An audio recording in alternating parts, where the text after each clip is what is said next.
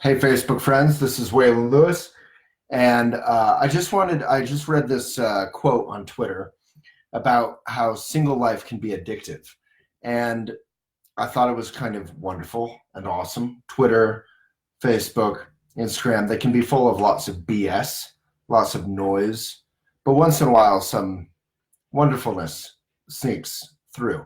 So I'll read the quote really quickly. I think it applies to me quite thoroughly. But the final line is what I wanted to focus on from a Buddhist point of view. If you date someone that has been single for a really long time, then you have to be remarkably patient and have understanding because it's going to take time to readjust to sharing their space with someone else.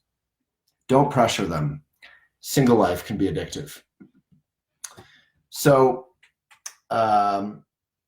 that's it. Single life can be addictive. Why can it be so addictive? Because when you're a kid, you want nothing more than to be able to eat pizza when you want to eat pizza. You want to be able to buy that cool statue of a lion. I remember wanting a statue of a lion. It was like an Eastern lion on a shelf, but you can't because you don't have any money.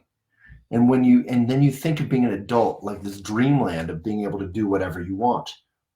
And as we all know, when we grow up, we have money problems, we have work problems, we have love problems, we have all kinds of problems. And it doesn't seem like this fantasy Disneyland of being able to do whatever you want. But when you're alone, it kind of is. You may not have money, you may have troubles, but you can read what you want. You can go exercise in whatever way you choose, like go for a jog or a hike. You have certain freedoms. And again, my mom was a single mom. She worked her butt off. She didn't have that freedom. I'm talking about just that freedom of being alone. And I think alone gets a really hard rap. Lonely gets a really hard rap. But there's a simplicity to it. You can watch basketball. You can burp. You can fart. You can do whatever and just kind of be relaxed about it. Because let's face it, from a Buddhist point of view, you are completely committed to yourself. You can't get away. The only way you can kind of get away is to, say, meditate and be fully present and not be fully self-conscious, or to kind of relax and take a bath, or go skiing or jogging or bicycling, or something that kind of gets you into the present moment without meditation. Although meditation can help us do anything with that kind of presence.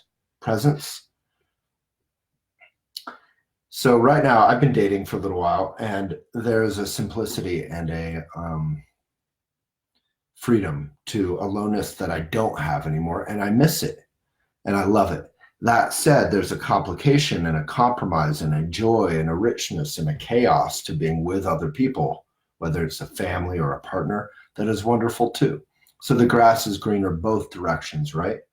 But from a Buddhist point of view, and here's why it matters, we are always alone. Whether we're with other people or not, we are always alone. Whether we like it or not, we are always alone. That doesn't mean we're isolated, but we're alone. We are ourselves. We're born alone. We live alone. We die alone.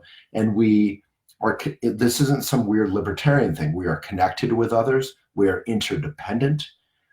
Empathy gives us joy like no other feeling. Connecting with community gives us joy.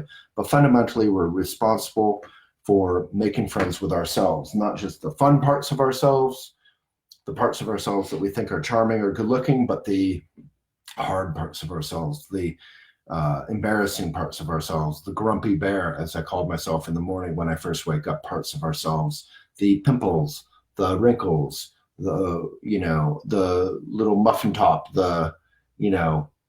anything that we struggle with, the bad backs part of ourselves. So that we call Maitri, which is the blog I probably mentioned the most anywhere. It's on Elephant, Maitri. Search that on elephantjournal.com. And it's about how to make friends with yourself.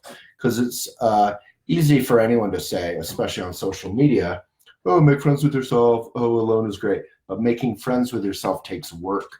It takes diligence. It takes care. And it takes technique. It takes meditation. It takes a certain level of consider that human beings have been being human beings for thousands of years, and they've figured out certain technologies, which is a fancy word for technique, for how to make friends with ourselves. So Buddhism has some good stuff on that. I'm sure your tradition and your path does too. And that's really it. Remember when you're alone to enjoy the heck out of it. Read what you want, eat what you want, as long as it's kind to yourself and to animals and to the planet. Enjoy the heck out of yourself. And remember that loneliness is what we can make friends with. It's not just that aloneness is cool, but loneliness is bad. Loneliness, the bad, the hard stuff, that aching feeling of not feeling like enough, that's what we make friends with. And that's it.